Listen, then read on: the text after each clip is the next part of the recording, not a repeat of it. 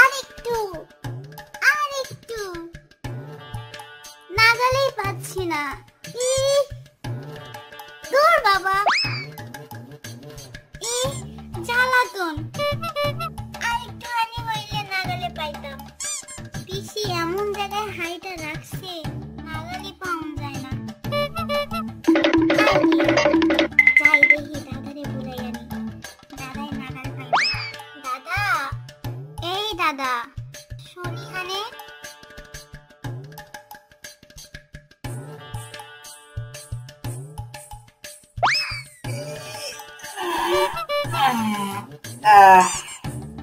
কি হলো? কি বল, ডাকলি কেন? ইনি হচ্ছেন কালীপদ, খুব বিচ্ছু।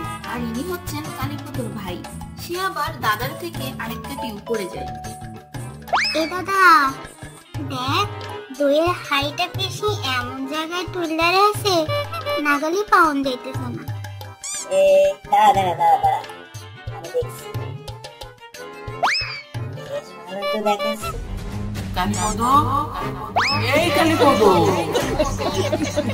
আর ইনি হচ্ছেন কালীপদর মা। কালীপদকে সারা বাড়ি খুঁজে না পেয়ে বেজায় রেগে আছে। তিনি জানেন না যে কালীপদ আর তার ভাই লুকিয়ে লুকিয়ে পিসির বাড়িতে দই চুরি করতে গেছে। পোলাকে লয়ে আর পারন যায় না।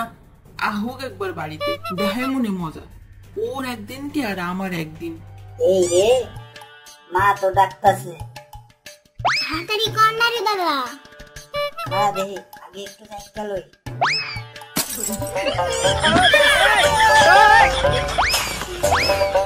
মোর কপাল, তুই চুনের হাড়ি সাইকেল হালাইছিস?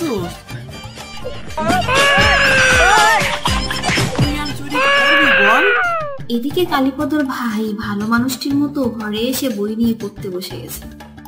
এক একে দুই, দুই দুগুণে চার, তিন দুগুণে ছয়, চার দুগুণে আট, পাঁচ দুগুণে 10। আর এদিকে কালীপদ যা সাজা, এক সপ্তাহ ধরে না পারে চিবুতে, না পারে গিলতে, কিন্তু তবুও তার লজ্জা নেই। আজ আবারও গেছে প্রসাদের লাঠি চুরি করতে। আর ওদিকে তো বাড়িতে তার প্রিয় মানুষ মামাই এসে হাজির। দিদি, ও দিদি। কে ও তুই? আয় আয়, ভিতরে আয়, ভিতরে আয়া বস। তোর লেগে একটু জল মিষ্টি লইয়া আসি। কালীপদকে দেখছি না, কোন হানে গেল কালীপদ? এই তো এখানে ছিল, কোথায় গেল যে পোলাটা? যা বদমাইশ হইছে পোলাটা বলার বাইরে, একখানে এক বিন্দু খাড়ায় না। তুই এখানে বস, আমি বলাইতেছি। কালীপদ, এই কালীপদ। তা সে আসবে কি করে? তার মুখ ভরা যে ক্ষীরের লাড্ডু, না পারছে গিলতে, না পারছে ফেলতে। ভাবছে মায়ের ডাক শুনে আসতে গিয়ে যদি ধরা পড়ে যায়। এদিকে বিটকেল মামা ভিতর থেকে খবর নিয়ে এলো যে কালীপদ একটু আগে ভাড়ার ঘরে ঢুকেছে। তারপর থেকে প্রায় 10-12 খানা ক্ষীরের লাড্ডু কম পড়ে। সঙ্গে সঙ্গে কথাটা কালীপদ ওর মায়ের কানে তুলেছেন বিটকেল মামা। আর তখন থেকে মা বেশ গম্ভীর হয়ে রয়েছে কালীপদের উপরে। মামা, তুমি আইছো? কি রে, কোন হানে আসিলিস তুই? এই তো একটু পড়েছিলাম। আমি এতক্ষণ ধরে চিল্লাইতেছিলাম, তুই কোন হানে আসিলিস? উত্তর দিচ্ছিলি না। একটুখানি জল খেতে গেছিলাম। বাড়িতে যা ইঁদুরের উৎপাত, ইঁদুর মারার একটা বন্দোবস্ত না করলে আর চলছে না। পাড়া শুদ্ধ ইঁদুর না মারলে আর রক্ষে নেই। হ্যাঁ, তার ব্যবস্থা হয়েছে। দিদিকে বলেছি শোকো বীজ দিয়ে লাড্ডু পাকাতে, সেগুলো একবার ছড়িয়ে দিলে বাস হয়ে যাবে। আচ্ছা আচ্ছা, লাড্ডু কখন পাকানো হবে? সে তো অনেকক্ষণ হয়ে গেছে। সকালে দিদিকে দেখেছি এক থালা পান্তা দিয়ে লাড্ডু পাকাতে বসে গেছে। সেকো বীজ খেলে কি হয় বাবা? কি আর হইব, ইঁদুরগুলো মারা যাইব, এই হয় আর কি। আর যদি মানুষ এই লাড্ডু খেয়ে ফেলে তখন?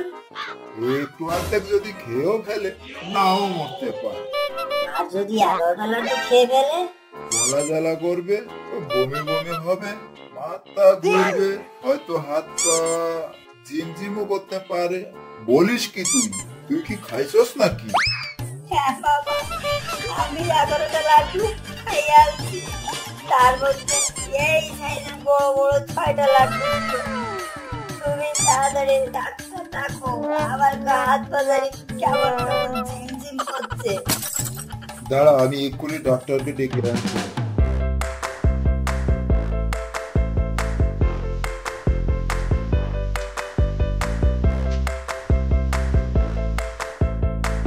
ও ডাক্তারবাবু,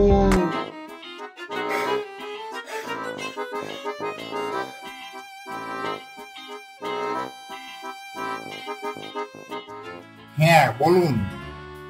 আমার ভাগনা আছে না, ভাগনা কালীপদ, অনেক বিচ্ছু হয়েছে। ওকে একটু ভালো করে টাইট দিতে হবে। ও বেটা আজকে কি কইরাছে জানেন কি? ও বেটা আজকে লুকিয়ে লুকিয়ে 11খানা লাড্ডু খেয়েছে।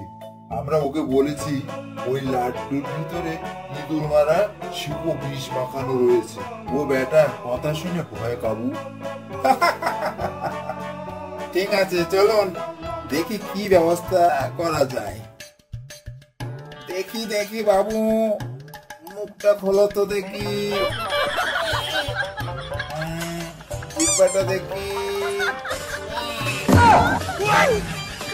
না, সুবিধা ঠিকছে না। না না না, খুব গুরুতর অসুস্থ, 3 দিন বিছানা থেকে ওঠা যাবে না। গোলাটাকে চোখে চোখে রাখেন। বিটকেলদা, আজকের মতো আমি আসি, আর কোনো অসুবিধা হলে বলবেন আমাকে। 3 দিন পর যখন ছাড়া পেল, কালীপদ আর আগের কালীপদ নেই। সে একেবারে বদলে গেছে। আর বাড়ির লোকের সবাই জানে কালীপদর ভারী বেদি হয়েছিল। কালীপদ জানে সে খুব বিষ খেয়ে আরেকটু হলে মারা যাচ্ছিল। আসল ব্যাপারটা হলো যে কি, শুধু জানেন কালীপদর মামা, কালীপদর মা, আর জানেন ডাক্তারবাবু, আর জানেন আপনারা। কি বন্ধুরা, খালি দেখলে হবে? লাইক সাবস্ক্রাইব তো করা লাগবে। জলদি করে সাবস্ক্রাইব করে ফেলুন, আর বেল আইকন বাজাতে ভুলবেন না কিন্তু।